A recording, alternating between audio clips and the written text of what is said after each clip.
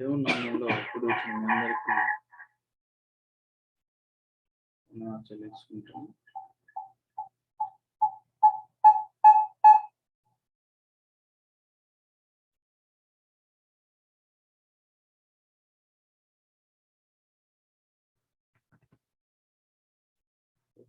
Start చేసుకున్నాం, prayer చేసుకొని.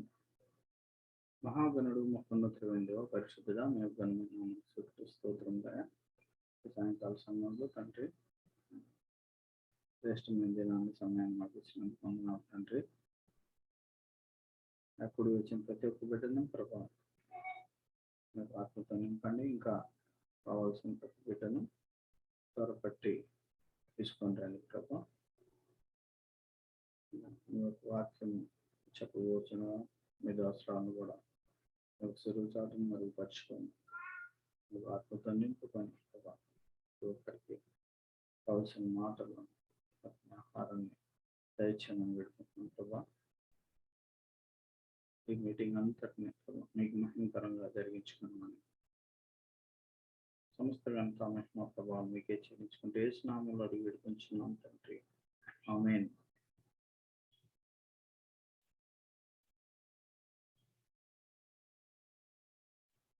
మనసు పడుకొని దేవుని నామాన్ని మహిమపరుద్దాం.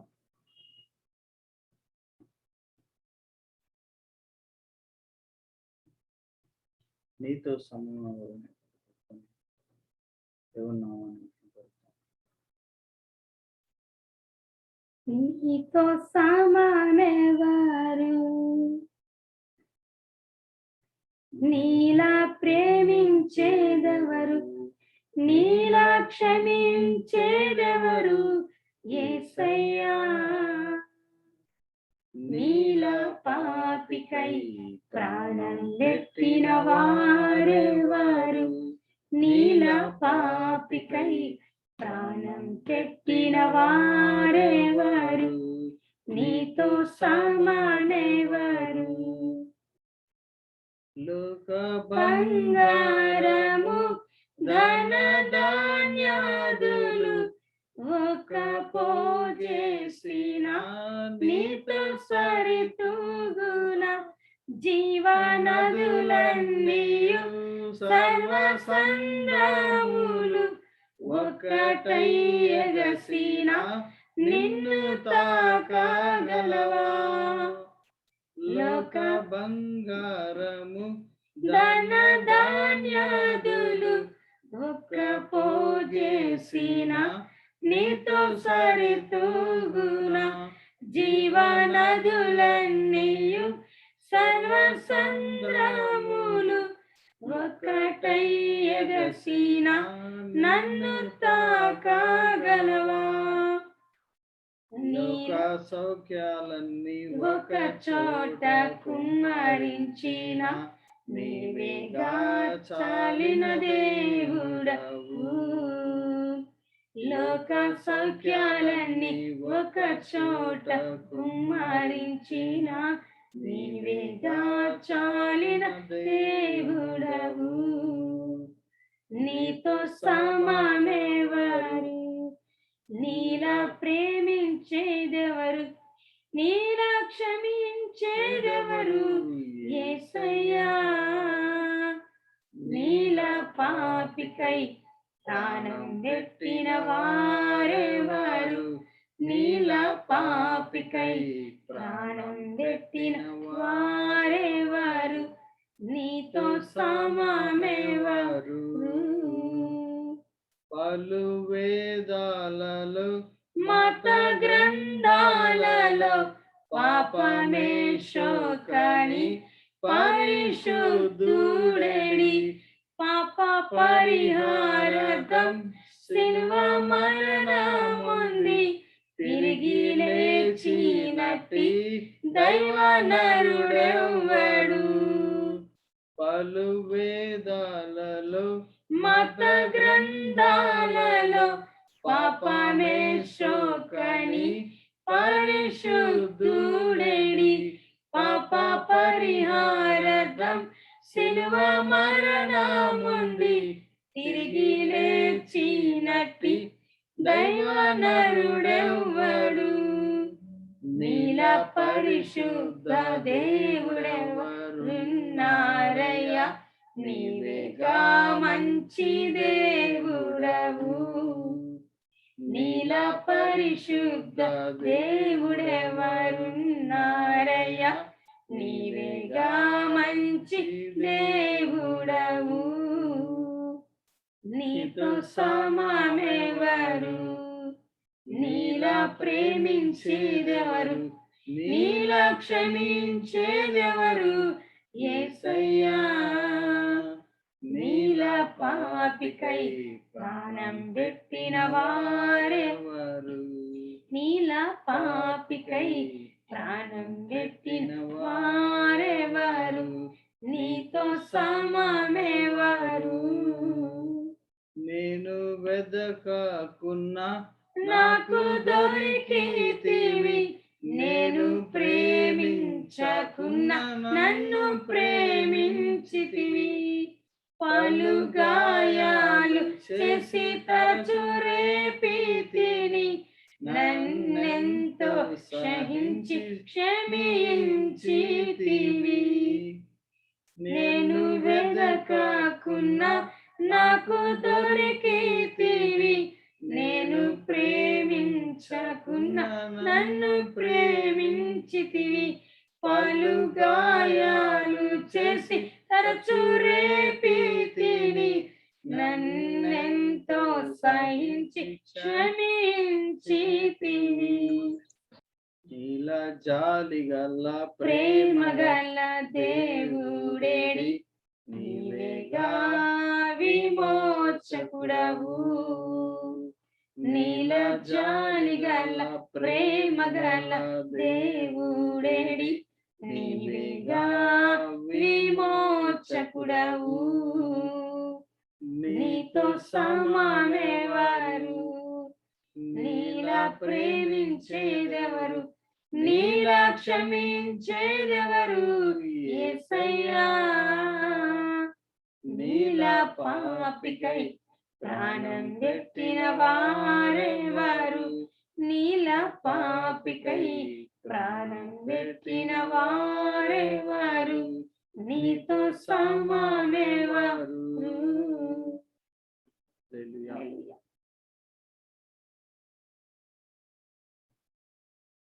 ఒక సాంగ్ పాడుతున్నాం.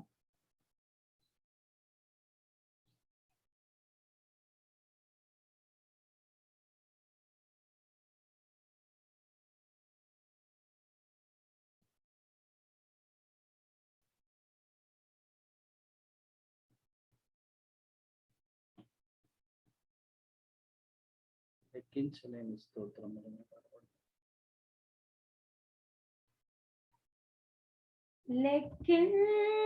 లెక్కించలేని స్తోత్రము దేవా, ఎల్లప్పుడూ నే పాడెదను. లెక్కించలేని స్తోత్రము దేవా, ఎల్లప్పుడూ నే పాడెదను. ఇంతవరకు మా బ్రతుకులో, ఇంతవరకు మా బ్రతుకులో నీవు చేసిన మేలకై లెక్కించలేని స్తోత్రము దేవా, ఎల్లప్పుడూ నే పాడెదను. ఆకాశము దాని క్రిందున్న ఆకాశము, ఆకాశము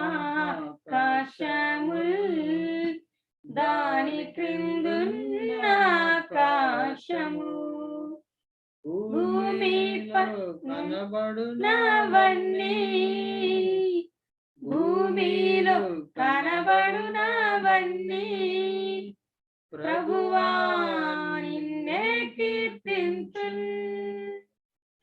లెక్కించలేని స్తోత్రములు దేవా, ఎల్లప్పుడూ నే పాడెదను. అడవిలో నివసించునవన్నీ సుడిగాలియు మంచును అడవిలో నివసించునవన్నీ సుడిగాలియు మంచును భూమిపై నున్నవన్నీ భూమిపై నున్నవన్నీ దేవా నిన్నే పొగడును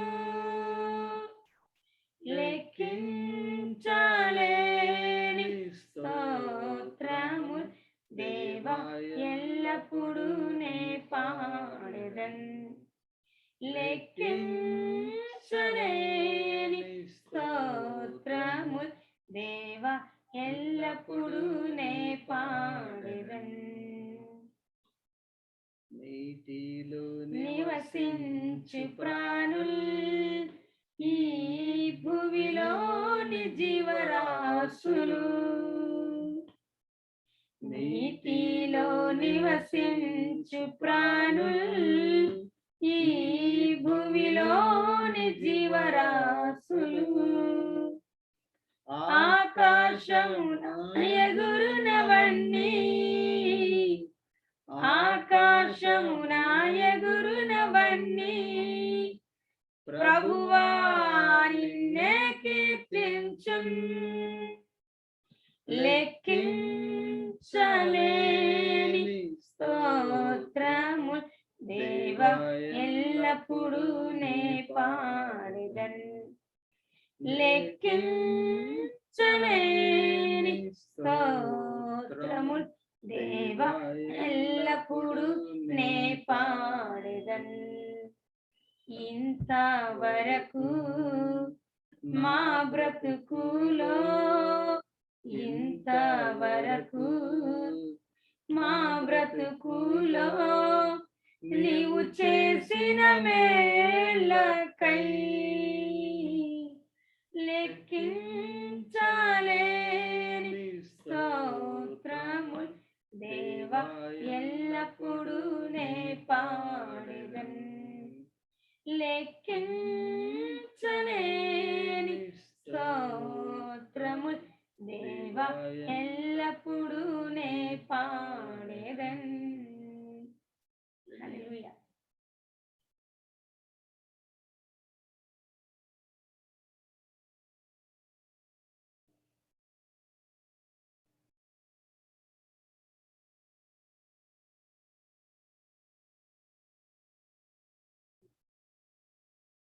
అమ్మ కావ్య, నవ్య, దివ్య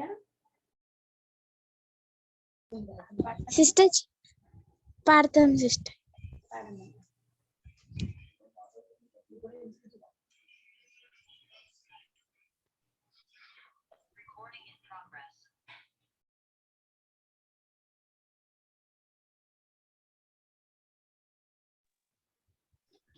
దేవుని స్తుతించుడి, ఎల్లప్పుడు దేవుని స్తుతించుడి. ఆ దేవుని స్తుతించుడి, ఎల్లప్పుడు దేవుని స్తుతించుడి. ఆ దేవుని స్తుతించుడి, ఎల్లప్పుడు దేవుని స్తుతించుడి. ఆయన పరిశుద్ధాలయమందు ఆయన పరిశుద్ధాలయమందు ఆయన సన్నిధిలో ఆయన సన్నిధిలో ఎల్లప్పుడు దేవుని స్తుతించుడి. ఆ దేవుని స్తుతించుడి, ఎల్లప్పుడు దేవుని స్తుతించుడి. ఆయన బలమును ప్రసిద్ధి చేయు, ఆయన బలమును ప్రసిద్ధి చేయు ఆకాశ విశాలమందు ఆకాశ విశాలమందు ఎల్లప్పుడు దేవుని స్తుతించుడి. ఆ దేవుని స్తుతించుడి ఎల్లప్పుడు దేవుని స్తుతించుడి ఆయన పరక్రమ కార్యముల్ బట్టి ఆయన పరక్రమ కార్యముల్ బట్టి ఆయన ప్రభావమును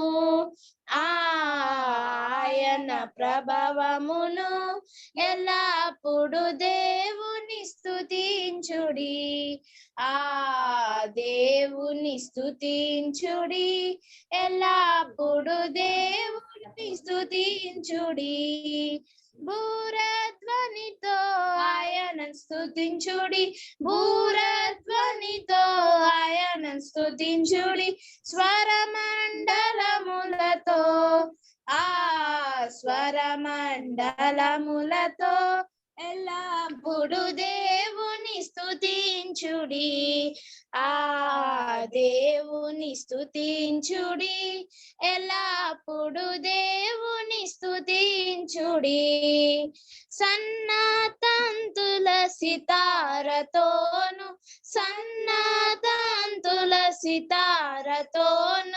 చక్కని స్వరములతో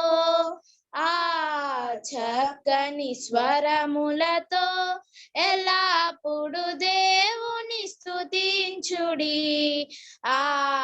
దేవుని స్తుతించుడి ఎల్లప్పుడు దేవుని స్తుతించుడి తంబురతోను నాట్యముతోను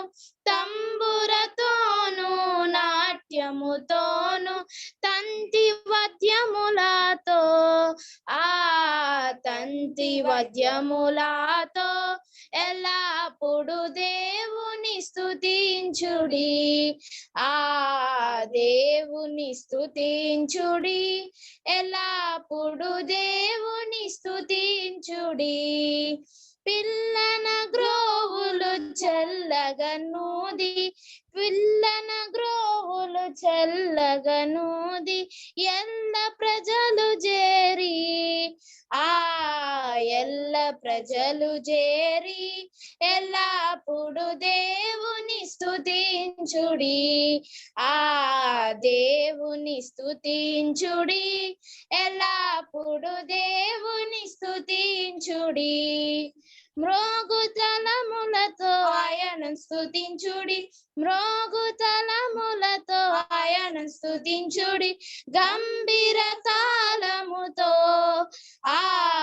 గంభీర తాళముతో ఎల్లప్పుడు దేవుని స్తుతించుడి దేవుని స్తుతించుడి ఎల్లప్పుడు దేవుని స్తుతించుడి సకల ప్రాణులు యెహోవాను స్తుతించుడి హల్లెలూయా ఆమేన్ హల్లెలూయా ఆమేన్ ఎల్లప్పుడు దేవుని స్తుతించుడి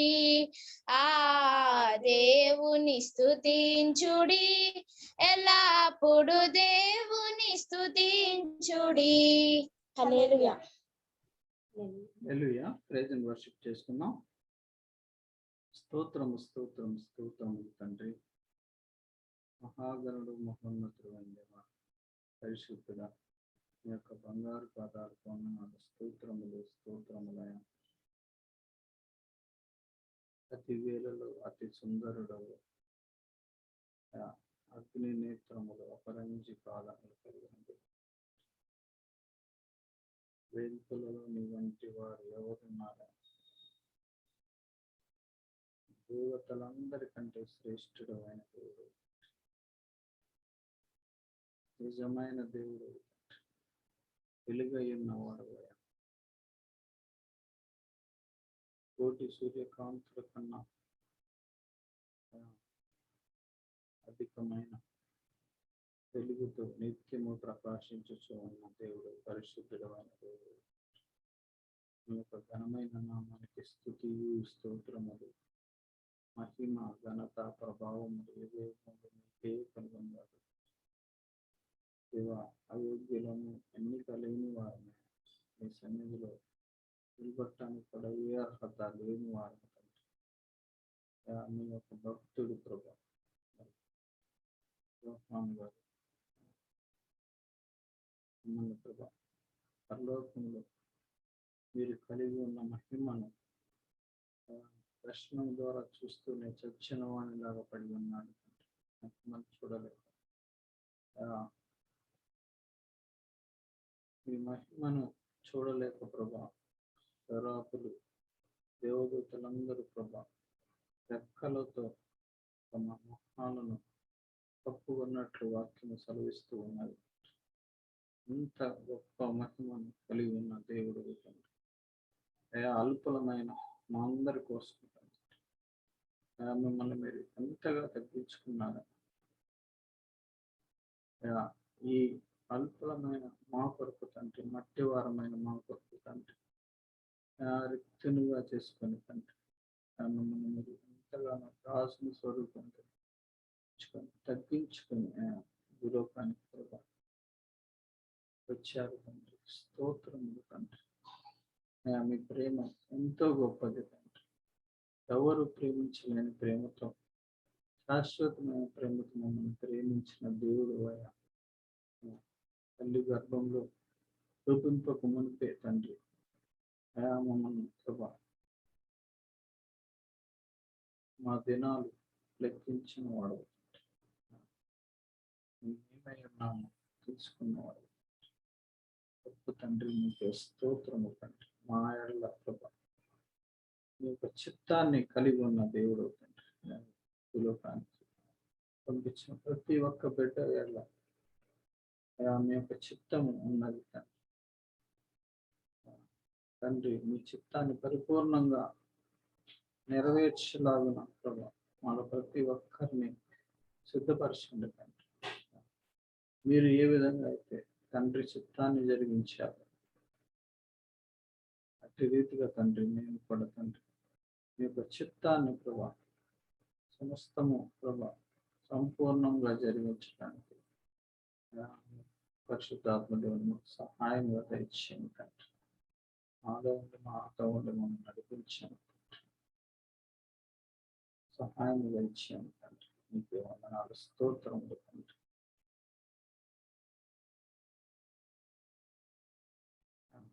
ప్రభా ఇప్పుడు వచ్చిన ప్రతి ఒక్క బిడ్డను ఆత్మతో నింపండి. వారికి కావాల్సిన మీ యొక్క పరిశుద్ధమైన జ్ఞానము ప్రతి ఒక్క బిడ్డకు దయచేయండి తండ్రి. మీ యొక్క ఆత్మ స్వాధీనంలో ప్రతి ఒక్కరిని నడిపించండి తండ్రి. బిడ్డ మీ యొక్క వాక్యాన్ని పంచుకొని వస్తుంది. ఒక ఆత్మతో నింపుకొని మా అందరితో మాట్లాడి మహిమ పొందుతున్నాను. సమస్త ఘనత మా ప్రభావం మీకే చెల్లించుకుంటూ యేసయ్య పరిశుద్ధ నామములో అడిగి వేడుకొంచున్నాము తండ్రి. ఆమేన్.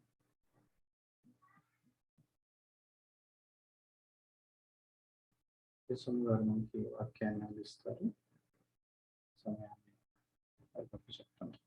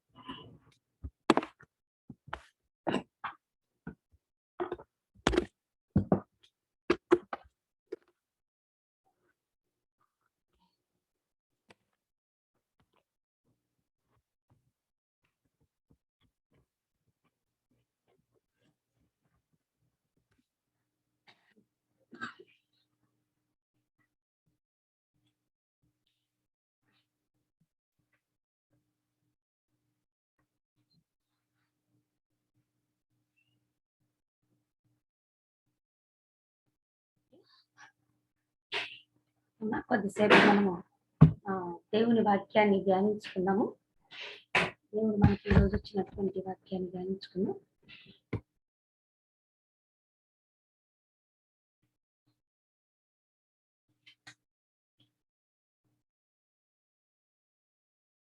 కొరింథీయులకు రాసిన 2వ పత్రిక 5వ అధ్యాయము 17వ వచనాన్ని చదువుకున్నాం. కొరింథీయులకు రాసిన 2వ పత్రిక 5వ అధ్యాయం 17వ వచనాన్ని మనం చదువుకున్నాం. కాగా ఎవడైనను క్రీస్తునందున్న ఎడల వాడు నూతన సృష్టి, పాతని గతించెను, ఇదిగో క్రొత్తవాయెను. ప్రార్థన చేసుకుందామమ్మా. మహాపరిశుద్ధుడగు ప్రేమ కలిగిన యేసయ్య, మీ పరిశుద్ధమైన బంగారు పాదాలకు వందనాలు, స్తోత్రాలు. మా తండ్రి, మీరు ఇచ్చిన మరొక అవకాశాన్ని బట్టి వందనాలు ప్రభువా. ఇటు రీతిగా నీ బిడ్డలు మేము ఈ పునరుద్ధానపు దినమంతా విశ్రాంతి దినం ఈ విధంగా పరిశుద్ధంగా ఆచరించడానికి, మీ సన్నిధిలో గడపడానికి ప్రభా మీరు మాకు చూపిన నీ కృపని బట్టి, నీ దయని బట్టి, నీ చిత్తాన్ని బట్టి వందనాలు తండ్రి. మాకు ఇచ్చిన ఈ అవకాశాన్ని బట్టి వందనాలు. రోజు కూడి వచ్చిన యవ్వన బిడ్డలతో మీరు మాట్లాడండి యేసయ్య. ఎవరిని బలపరచండి, నీ వాక్కు చేత వారిని దర్శించమని ప్రార్థిస్తున్నాం. వారు ఏ ఆశతో వచ్చారు, మీరు వారి నుంచి ఏమి కోరుకుంటున్నారు, మీ ఆశ వారి పట్ల ఏమైనదో తెలియపరచండి యేసయ్య. మాతో మాట్లాడి నన్ను మీ సిలువ చాటు మరుగుపరుచుకుని మీరే మహిమా ఘనత ప్రభావములు పొందుకుని యేసయ్య నామన ప్రార్థించి అడిగి వేడుకుంటున్నాము తండ్రి. ఆమేన్. ఇక్కడ దేవుని వాక్యం మనం గమనించినట్లయితేమా, దేవుడు మనకి ఇచ్చినటువంటి వాక్య ధ్యానాంశము కొత్తగా జన్మించుట. దేవుని దగ్గర నేను అడిగినప్పుడు నా బిడ్డలతో ఈ వాక్యాన్ని పంచుకోని దేవుడు బయలుపరిచారు. ఊహించని విధంగా దేవుడు కొత్తగా జన్మించుట అనే దాని గురించి మనతో మాట్లాడడానికి పరిశుద్ధాత్మ దేవుడు సిద్ధంగా ఉన్నారు, ఇష్టపడుతున్నారు. ఇక్కడ మన వాక్యాన్ని చదివితే, కాగా ఎవడైనను క్రీస్తు నందున్న ఎడల వాడు నూతన సృష్టి, పాతవి గతించెను, ఇదిగో క్రొత్తవాయెను. ఎవడైనను క్రీస్తు నందున్న ఎడల వాడు నూతన సృష్టి, పాతవి గతించెను, ఇదిగో క్రొత్తవాయెను అని పౌలు భక్తుడు రాస్తూ ఉన్నాడు అన్నమాట.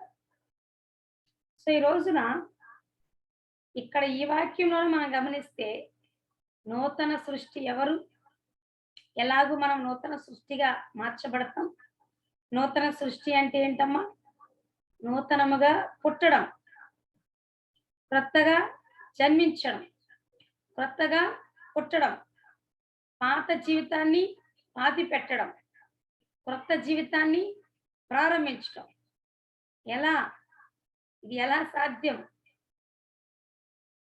ఉన్నది ఒకే జీవితం.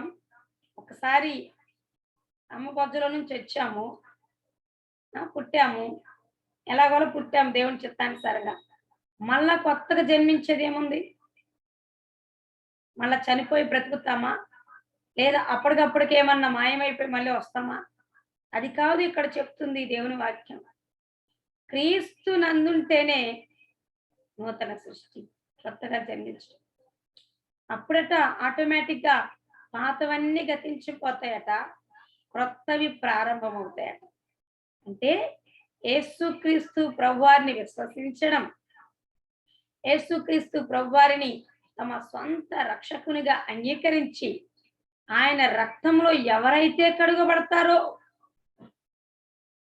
ఆయనను హృదయమంది విశ్వసించి నోటి ద్వారా బాప్తిస్మం ద్వారా ఒప్పుకొని ఎవరైతే రక్షణ పొందుతారో వారేనట నూతన సృష్టి.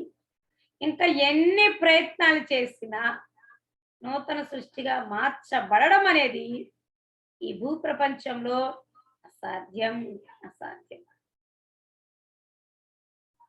అంటే కొత్తగా జన్మించడం అని అంటే ఇంకొక మాట చెప్పాలి, క్రీస్తులో జన్మించడం. క్రీస్తును కలిగి ఉండడం, యేసయ్యను మన హృదయంలో ఆహ్వానించడం.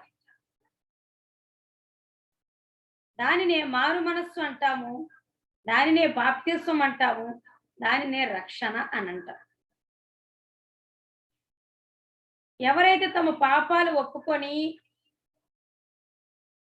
యేసు దేవుడని అంగీకరించి నీటి బాప్తిస్వం పొందుతారో అప్పుడు వారు యేసుక్రీస్తు ప్రభువారి రక్తంలో కడుగబడినట్లు, అప్పుడు వారు రక్షణ పొందుకున్నట్లు.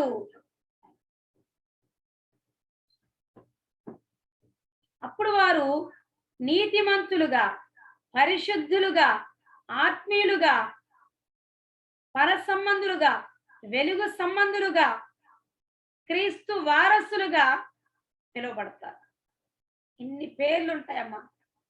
మారు మనస్సు పొంది యేసు నిజ రక్షకునిగా అంగీకరిస్తూ నీటి బాప్తిస్వం పొందటం వలన మనకు దేవుడిస్తున్న పేర్లు ఏమేమిటో తెలుసా? కొత్తగా జన్మిస్తాం, పాప శాపాల నుంచి విడిపించబట్టమే కాదు, మనం వెంటనే ఆ దినం నుండి, ఆ క్షణము నుండి యేసుక్రీస్తు బిడలమైపోతాం, దేవుని సంబంధులమైపోతాం, వెలుగు సంబంధులమైపోతాం, నీతిమంతులు అని పిలుస్తారు మనల్ని, పరిశుద్ధులు, పరలోక సంబంధులు అని దేవుని వాక్యం స్పష్టంగా మాట్లాడుతుంది. అంతేకాదు ఆత్మీయులు, ఇంకా చెప్పన క్రైస్తవులు అని పిలువబడతాం.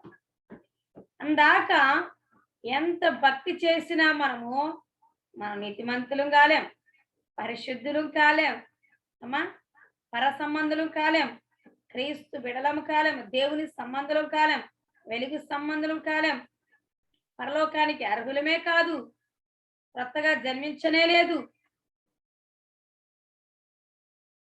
రక్షణ లేనట్టు అదనమాట.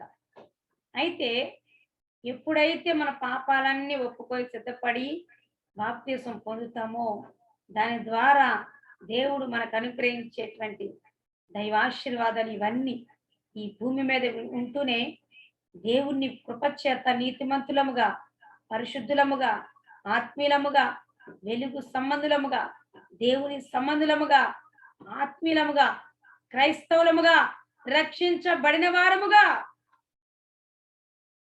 ఈ లోకంలో ప్రత్యేకమైన వారముగా పిలువబడతాం. అదమ్మ మన గుర్తింపు, దేవుడిచ్చే గుర్తింపు. అది దైవ సంబంధమైన దేవుని యొక్క అధికారము కలిగిన వారముగా ఉంటాం.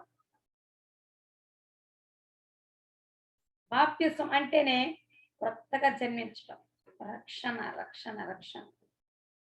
రోమీలకు రాసిన పత్రిక 10:9-10 వచనాలు చదువుతున్నాం. రోమీలకు రాసిన పత్రిక 10:9-10 వచనాలు చదువుకున్నాము.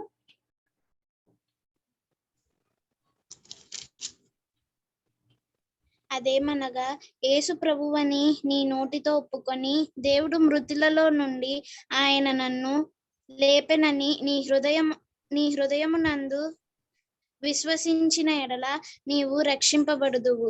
ఏలయనగా నీతి కలుగునట్లు మనుష్యుడు హృదయములో విశ్వసించును, రక్షణ కలుగునట్లు నీ నోటితో ఒప్పుకొనును. చాలా చూసారా? యేసు ప్రభువని నీ నోటితో ఒప్పుకో, దేవుడు మృతులలో నుండి ఆయనను లేపిన నీ హృదయం అని విశ్వసిస్తే నీవు రక్షించబడతావు. దానినే రక్షణ. ఏలయనగా నీతి కలుగునట్లు మనుషుడు హృదయంలో విశ్వసించాలి యేసు దేవుడు అని, అలాగే రక్షణ కలుగునట్లు నోటితో ఒప్పుకోవాలి. ఇక్కడ చాలా మంది చేసే పని ఏంటంటే యేసయ్య నిజమైన దేవుడు అని చాలా మంది నమ్ముతారమ్మా. అంతటితోనే క్రైస్తవులు అయిపోయాం అనుకుంటారు. తప్పు బోధలవి. యేసుక్రీస్తును హృదయమంది విశ్వసిస్తే అప్పుడు ఏం జరుగుతుంది? నీతి కలుగుతుంది. అంతటితో అయిపోలేదు. దానితోనే నీతిమంతులు కాలేదు. మనం ఎప్పుడైతే నోటితో ఒప్పుకుంటామో యేసు దేవుడు అని, నేను పాపిని అని, నా కొరకు ఆయన ప్రాణం పెట్టాడని ఎప్పుడైతే మనం నోటితో ఒప్పుకుంటామో అప్పుడే రక్షణ కలుగుతుంది. అప్పుడే క్రీస్తు రక్తంలో కడుగబడతాం. ఎప్పుడు నోటితో ఒప్పుకుంటారు? బాప్తీసు ఇచ్చేటప్పుడు ఇవన్నీ అడుగుతారు. అమ్మా, యేసయ్య నీ నిజ రక్షకునిగా అంగీకరిస్తున్నావా? నీ స్వంత రక్షకునిగా అంగీకరిస్తున్నావా? నీ పాపాల కొరకు సిలువలో మరణించాడని, మరలా దేవుడు అతని 3వ దినాన్ని లేపాడని నమ్ముతున్నావా?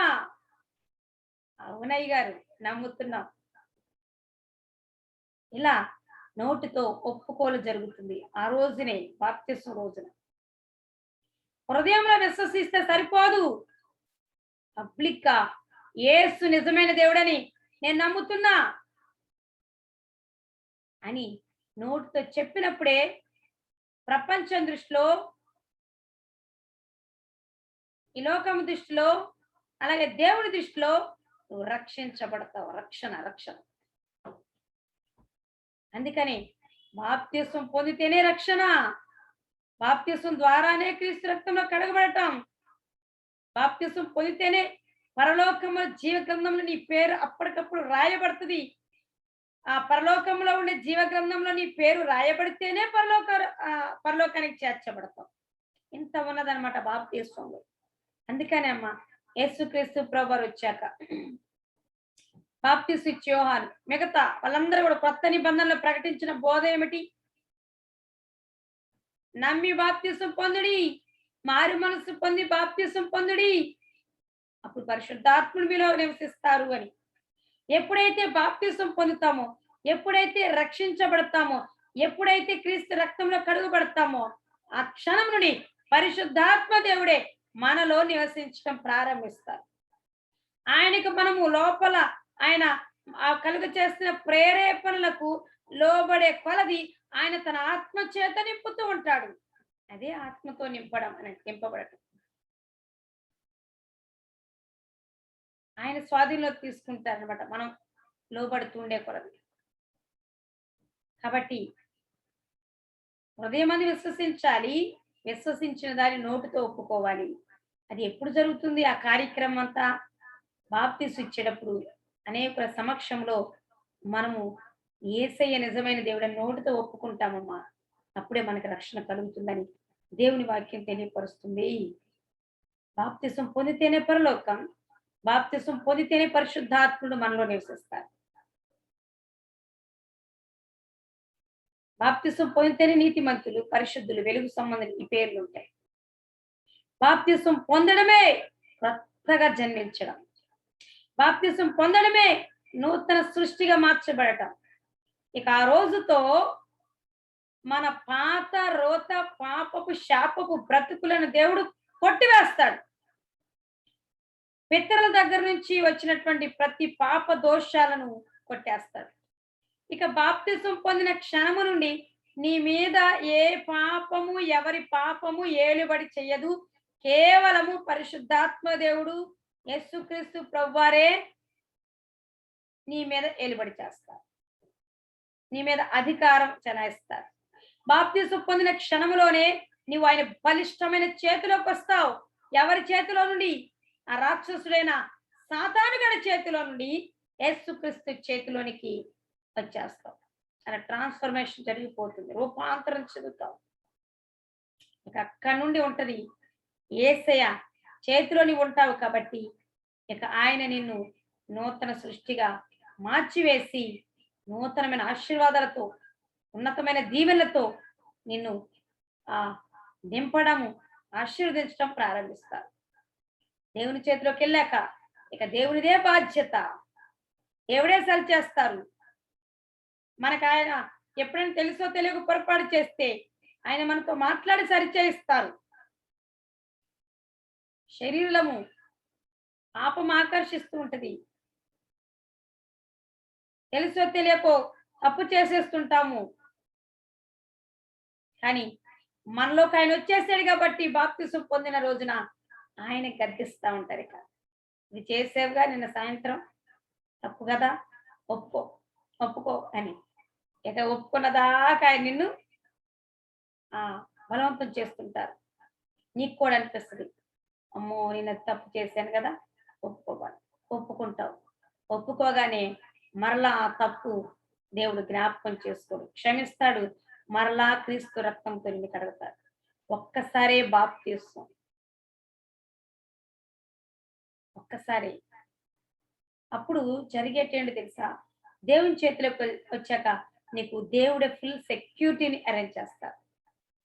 నీవిక స్వతంత్రురాలవు, స్వతంత్రుడవే. వేటి నుండి? లోకములో నుండి, సాతానుడిలో నుండి మా ఈ యొక్క స్వతంత్రురాలు. పాపము నుండి స్వతంత్రత నీకు వస్తుంది. భూమి మీద దేవుని యొక్క అధికారం కలిగిన వ్యక్తిగా మార్చబడతావు. లోకంలో నుండి ప్రత్యేకించబడతావు. దేవుడే నీకు సెక్యూరిటీగా ఉంటారు. స్వతంత్రమైనటువంటి వ్యక్తిగా అయిపోతావు. అంతేకాదు, ఇక సాతాని కాడి క్రింద ఉండం. వాడు ప్రేరేపించడా? ఎందుకు ప్రేరేపించడు? సిగ్గులేనోడా భూమి మీద ఎవడనంటే వాడే. చీయని కొట్టినా, మన పాదాల కింద చితక ద్రొక్కుతున్నా వాడు ప్రేరేపణ కలిగి చేస్తూ ఉంటాడు. కాబట్టి సాతాని కాడి క్రింద నుండి దేవుడు మనల్ని విడిపించినట్లు, వాడి చేతిలో నుండి మనము విడిపించబడినట్లు. బాప్తిసం పొందిన వాళ్ళంతా సాతానిగాడి కాడి కింద నుండి, సాతానిగాడి కబంధ హస్తాల్లో చిక్కుకొని పోయి వాడి కింద బానిసలుగా ఉంటున్నారు. బానిసత్వపు బ్రతుకులు. పాపం ఏలుబడి చేస్తుంది, సాతానుగాడు ఏలుబడి చేస్తాడు, లోకం ఏలుబడి చేస్తుంది. ఎప్పుడైతే మనము క్రీస్తు రక్తంలో కడుగబడి బాప్తిసం పొందుతామో అమ్మా, అక్కడ నుండి వాడి అధికారం ఉండదు.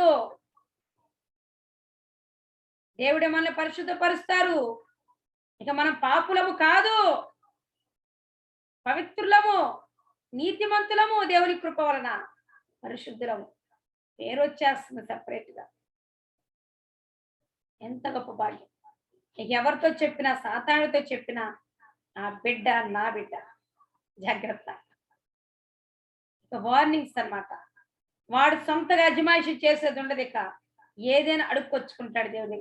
ఇదిగో ఈ శోధన కలుగు చేస్తాను, పర్మిషన్ ఇస్తావా అని. దేవునికి ఇష్టమైతే ఇస్తారు, మనం తట్టుకోగలిగితే ఇస్తారు, లేదంటే వాడికి అధికారం ఇవ్వడు.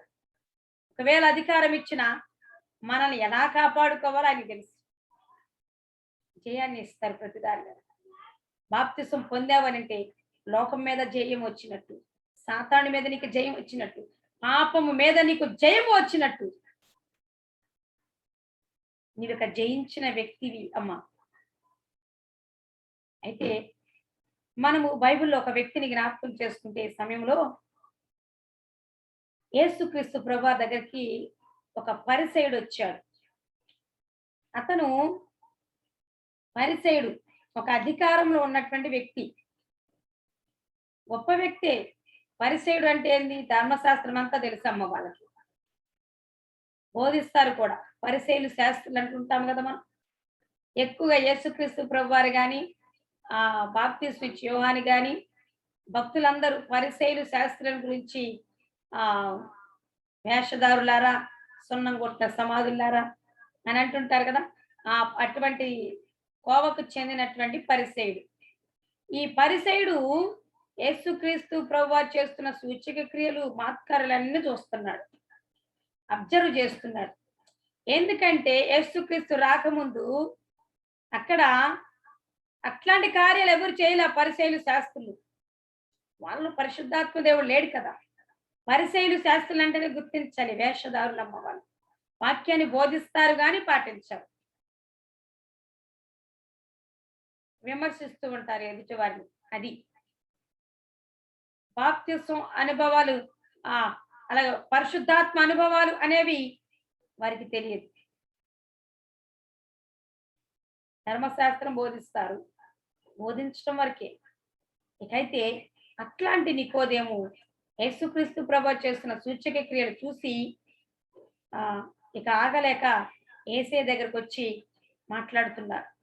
నువ్వు నిజంగా ప్రత్యేకమైన వ్యక్తివి, నువ్వు నిజంగా పైనుంచి వచ్చినటువంటి దైవ కుమారునివే, నీలాగా ఇంతకుముందు ఎవ్వరూ చేయలేదు అని ఆయన దగ్గరికి సీక్రెట్ గా రాత్రి పొట్టొచ్చి మాట్లాడినట్టుగా చూస్తాం. అలాగే అతను కొన్ని సందేహాలు ఉంటే ఆ సందేహాలన్నిటికీ కూడా యేసయ్య నివృత్తి చేసినట్టుగా మనం చూస్తాము. అది ఈ రోజున మనకు ఇప్పుడు చెప్పుకోబోతున్నటువంటి ముఖ్యమైనటువంటి వాక్యాధారాలమ్మా. యోహాను సువార్త 3వ అధ్యాయము ప్రారంభం నుంచి 5 వరకు చదువుకుందాం. 1 నుండి 5.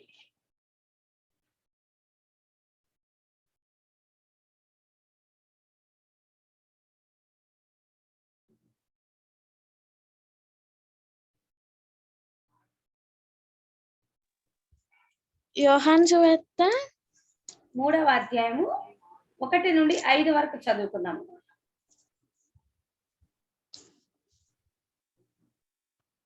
యూదుల అధికారి అయిన నికోదేమును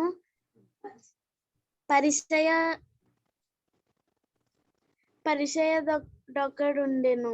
అతడు రాత్రియందు ఆయన యొద్దకు వచ్చి, బోధకుడా, నీవు దేవుని యొద్ద నుండి వచ్చిన బోధకుడవని మేమెరుగుదుము. దేవుడు అతనికి తోడైయుంటేనే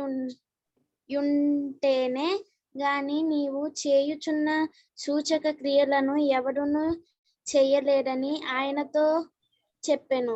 అందుకు యేసు అతనితో, ఒకడు క్రొత్తగా జన్మించితేనే కాని అతడు దేవుని రాజ్యమును చూడలేడని నీతో నిశ్చయముగా చెప్పుచున్నానెను. అందుకు నికోదేము, ముసలివాడైన మనుష్యుడేలాగు జన్మింపగలడు? రెండవ మారు తల్లి గర్భమందు ప్రవేశించి జన్మింపగలడా అని ఆయనను అడుగగా, యేసు ఇట్లనెను, ఒకడు నీటి మూలముగాను ఆత్మ మూలముగాను జన్మించితేనే గాని దేవుని రాజ్యములో ప్రవేశింపలేడని నీతో నిశ్చయముగా చెప్పుచున్నాను. చాలమ్మా, చూసారు ఇక్కడ మీకు చదువుతున్నప్పుడే అంత అర్థమైపోంటది స్టోరీ. యూదుల అధికారి అయిన నికోదేమని పరిసయ్యుడు కూడా. అతడు రాత్రి అందు ఆయన యొద్దకు వచ్చి యేసయ్య దగ్గరకు వచ్చి మాట్లాడుతున్నారు. బోధకుడా, నీవు దేవుని యొద్ద నుండి వచ్చిన బోధకుడు అని మేము ఎరుగుదుము. దేవుడు అతనికి తోడై ఉంటేనే గాని నీవు చేయుచున్న సూచక క్రియలు ఎవడును చేయలేడని ఆయనతో చెప్పాను. అందుకు యేసు, ఒకడు క్రొత్తగా జన్మించితేనే కాని అతడు దేవుని రాజ్యమును చూడలేడని నీతో చెప్పుచున్నాను. నికోదేము ఎప్పుడైతే యేసయ్య దగ్గరికి వెళ్ళి యేసయ్య పైనుండి వచ్చిన వ్యక్తి అని, దైవ కుమారుడు అని నికోదేము గుర్తించాడు, ఒప్పుకున్నాడు. అప్పుడు దేవుడే అంటున్నాడు, ఒకడు కొత్తగా జన్మిస్తేనే దేవుని రాజ్యాన్ని చూస్తారు, పరలోక రాజ్యం చేర్చబడతారు అని నికోదేముతో దేవుడు చెప్పగానే అప్పటి వరకు ఈ సత్యము నికోదేముకు తెలియలా. యేసయ్య చెప్పినది కూడా అర్థం కాలేదు. అందుకని అడుగుతున్నాడు, ఏమంటున్నాడు చూడు. అందుకు నికోదేము, ముసలివాడనైన నేను మనుష్యుడు ఎలాగూ జన్మింపగలడు? రెండవ మారు తల్లి గర్భం ముందు ప్రవేశించి జన్మింపగలడా అని ఆయనని అడిగాడు. చూసావా, ప్రారంభంలో మనం చెప్పుకున్నాం, మళ్ళీ జన్మిస్తేనే కొత్తగా జన్మ అని అనుకుంటున్నాడు నికోదేము. అంతా తెలుసు, ధర్మశాస్త్రం సత్యం తెలుసు. ఈ రోజున మేము క్రైస్తవులం అంటారు కానీ ఆత్మ సంబంధమైనవి, వాక్యంలో ఉన్నటువంటి ఆత్మ సంబంధమైన అర్థాలు చాలా మందికి తెలియక పొరబడుతూ అదే వాస్తవం అని వాక్యాన్ని విస్మరించి జీవిస్తున్నారు. ఇతని ధర్మశాస్త్రం అంతా తెలుసు, పరిశుద్ధాత్మ మర్మాలు తెలీదు. ఆ మర్మాన్ని యేసయ్య అతనికి ఈ విధంగా వివరిస్తున్నాడమ్మా. నికోదేము ఏమంటున్నాడు? నేను ముసలోడిని అయిపోయాను, మరలా నేను ఒక తల్లి గర్భాన జన్మించి అప్పుడు పరలోకానికి చేర్చబడతానా? మరలా జన్మిస్తేనే కదా క్రొత్త జన్మ అంటే. మరలా జన్మించాలంటే నేను పోతేనే కదా అన్నట్టుగా మాట్లాడుతున్నాడు. అప్పుడు యేసయ్య అంటున్నాడు, అయ్యా క్రొత్తగా జన్మించాలంటే ఈ లోక పరిభాషలో మళ్ళీ జన్మించటమేమో తల్లి గర్భాన, కానీ నేను చెప్తున్న అర్థం అది కాదు. ఇది ఆత్మ సంబంధమైనటువంటి జన్మ. ఆత్మ సంబంధంగా తిరిగి బ్రతకటము. అది ఎలాగు అనంటే అక్కడ యేసయ్య అంటున్నారు చూడండి 5వ వచనంలో, ఒకడు నీటి మూలముగాను ఆత్మ మూలముగాను జన్మించితేనే దేవుని రాజ్యంలో ప్రవేశించలేడని నిశ్చయంగా చెప్తున్నాను. ఇంతకుముందు మీరు విన్నారో లేదో జాగ్రత్తగా ఈ విషయాలు విన్నారు. ఒకడు నీటి మూలముగా మరియు ఆత్మ మూలముగా అంటే అర్థం ఏంటి? నీటి మూలముగానంటే నీటి బాప్తిస్మం, ఆత్మ మూలముగానంటే పరిశుద్ధాత్మను పొందుకోవడం, పరిశుద్ధాత్మలో అభిషేకం, పరిశుద్ధాత్మ బాప్తిస్మం అని అర్థం. బాప్తిస్మ ఇచ్చే యోహాను ఒకసారి యేసుక్రీస్తుని గురించి ప్రకటిస్తూ ఆ దేవుని రాజ్యం సమీపించుచున్నది, మీరంతా మారు మనస్సు పొంది బాప్తిస్మం పొందండి అంటూ నా వెనక ఒకడు వచ్చుచున్నారు, ఆయన చెప్పులు వారిని ఇప్పడానికి కూడా నేను పనికిరాను, నేనైతే నీటి మూలంగా బాప్తిస్మం ఇస్తున్నాను, నా వెనుక వచ్చేటువంటి యేసుక్రీస్తు వారు మాత్రం ఆత్మలోను అగ్నిలోను మీకు బాప్తిస్మం ఇస్తారు. చదువుదామా? ఎందుకు ఆ మాట కూడా? ఓకే అమ్మా, అదే యోహాను సువార్త 1వ అధ్యాయము 32, 33 వచనం చదువుతాను.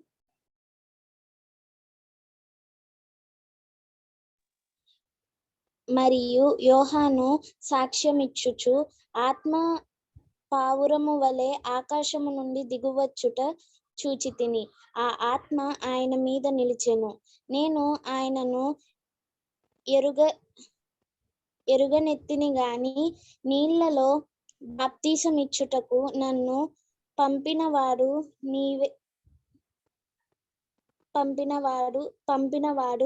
నీవేనని మీద ఆత్మ దిగివచ్చి నిలుచుట చూతువో, ఆయనే పరిశుద్ధాత్మలో బాప్తిసమిచ్చువాడని నాతో చెప్పెను. చాలమ్మా, ఇక్కడ బాప్తిస్మ ఇచ్చేవా అని చెప్తున్నాడు అక్కడున్న జనాలకి.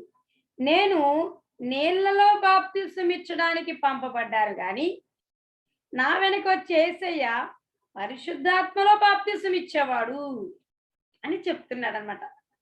ఇక్కడ యేసయ్య కూడా నికోదేముతో ఏం చెప్తున్నాడు? పరలోక రాజ్యం వెళ్ళాలి అంటే కొత్తగా జన్మించాలి. కొత్తగా జన్మించడం అంటే ఏంటంటే నీటి బాప్తిస్మం పొందాలి. నీటి బాప్తిస్మం పొందితేనే కొత్తగా జన్మించటం. అలాగే పరలోక రాజ్యం చేర్చబడాలంటే నీటి బాప్తిస్మంతో పాటు పరిశుద్ధాత్మ బాప్తిస్మం కూడా పొందాలి. పరిశుద్ధాత్మ దేవుడు నీటి బాప్తిస్మం పొందినప్పుడే మనలోనికి వస్తారు. పరిశుద్ధాత్మ దేవుడు ప్రేరేపిస్తేనే మనం బాప్తిస్మం పొందుతాం. ఆయన ప్రమేయం లేకుండా ఏ మనిషి కూడా బాప్తిస్మం పొందడు. ఆయన ప్రమేయం లేకుండా ఏ వ్యక్తి కూడా యేసు నిజమైన దేవుడని అంగీకరించలేరు. కాబట్టి నీటి బాప్తిస్మం పొందినప్పుడు యేసుక్రీస్తు ఆత్మ, దేవుని ఆత్మ, అదే పరిశుద్ధాత్మ దేవుడు మనలోనికి వచ్చి నివసించడం ప్రారంభిస్తారు. విమోచన దినము వరకు మనల్ని విడిచిపెట్టరు. అలాగే మనలో ఉంటున్నటువంటి పరిశుద్ధాత్మకు మనము విధేయత చూపే కొలది ఆయన తన ఆత్మతో అభిషేకిస్తారు, తన ఆత్మతో నింపుతారు. లోబడే కొలది శక్తినిస్తారు. అప్పటిక తర్వాత జరిగేటువంటి విషయాలన్నీ కూడా శక్తివంతమైనవి. కాబట్టి ఈ మాటలు వింటున్నటువంటి ఎవరి బిడ్డలారా, బాప్తిస్మం అనేది ఎంత ప్రాముఖ్యమైనదో గుర్తించాలి. బాప్తిస్మం పొందడం అనేది దేవుని ఆజ్ఞ. అది దేవుని చిత్తం. మనము దేవుని ఆజ్ఞకు లోబడాలి, ఆ దేవుని చిత్తాన్ని నెరవేర్చాలి. అప్పుడు దేవుడు మనల్ని ఈ లోకంలో పుట్టించినందుకు ఆయన సంతోషపడతారు. అంతేకాదు, ఆయన నీ కొరకు దాచించినటువంటి ధననిధులన్నీ ఆయన బిడ్డయ్యాక ఇక నీకు ఇవ్వడము ప్రారంభిస్తారు. తల్లిదండ్రులు తమ సొంత బిడ్డలకే కదమ్మా ఏది దాచిపెట్టినా ఇవ్వాలనుకుంటారు. పక్కింటోళ్ళకి ఇవ్వరు కదా, కన్న బిడ్డలకే ఇస్తారు. మరి యేసుక్రీస్తు ప్రభువారు తన రక్తం ఇచ్చి మనల్ని కొనుక్కున్నాక, ఆయన బిడ్డలంగా అయ్యాక, ఆయన మన కొరకు తన సంకల్పంలో ఎప్పుడెప్పుడు ఏమేమి ఇవ్వాలని దాచి పెట్టారో, ఇక అక్కడి నుండి ఆయనకి విధేయత చూపే కొలది, ఆయన ఆజ్ఞల మార్గం నడిచే కొలది, ఆయన బిడ్డలము కాబట్టి, రక్తం ఇచ్చి కొనుక్కున్నారు కాబట్టి, ఇక మనకి ఆయన దాచినటువంటి ఆశీర్వాదాలన్నీ మనకు ఒక్కొక్కటి మన సొంతం చేస్తుంటారు. అప్పుడు మనం ఆశీర్వాదానికి వారసులం అయిపోతాం బాప్తిస్మం ద్వారా. కాబట్టి దేవుని బిడ్డలారా, అందుకని బాప్తిస్మాన్ని ఎవ్వరూ నిర్లక్ష్యం చేయకూడదు. బాప్తిస్మం పొందారు అని అంటే వాళ్ళు దేవుని చిత్తాన్ని నెరవేర్చారని, దేవుని ఆజ్ఞకి లోబడారని అర్థం. చాలా ప్రాముఖ్యమైనది ఒక వ్యక్తి జీవితంలో. ఎంత ప్రాధాన్యత ఉన్నది. ఎందుకో మరి దానికి సిద్ధపడుతున్నారనుకుంటా దేవుడు దానికి సంబంధించిన విషయాలన్నీ చెప్తున్నారు. ఎంత భాగ్యము, ఎంత భాగ్యము. ఈ లోకంలో జీవిస్తూ దేవుని యొక్క అధికారం కింద ఉండడం, సాతానికి అధికారం లేకుండా పోవడం.